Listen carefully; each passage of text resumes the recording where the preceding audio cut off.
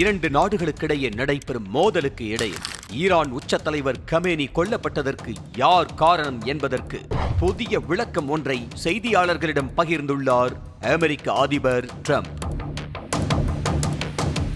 Israel அமெரிக்க கூட்டுப்படைகளுடன் இணைந்து Iran மீது தாக்குதல் நடத்தியது. அதில் ஈரான் தனது உச்ச தலைவரான அயதுல்லா அலி கமேனியை இழந்தது. இதற்கு பழிவாங்கும் விதமாக ஈரானும் பதில் தாக்குதல்களை தொடங்கியது.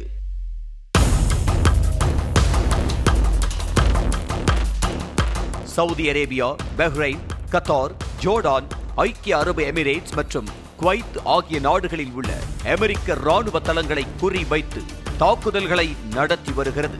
இதன் காரணமாகவே வளைகுடா நாடுகளில் 5 நாட்கள் கடந்தும் போர் பதற்றம் நிலவி வருகிறது.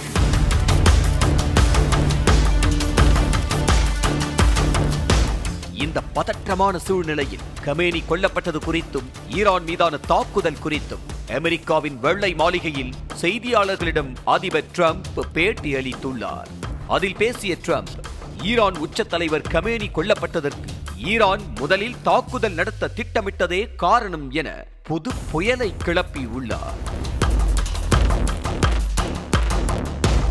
மேலும் பேசிய அவர், தங்கள் மீது ஈரான் தாக்குதல் நடத்தப் போகிறது என்ற உணர்வு தமக்கு இருந்தது.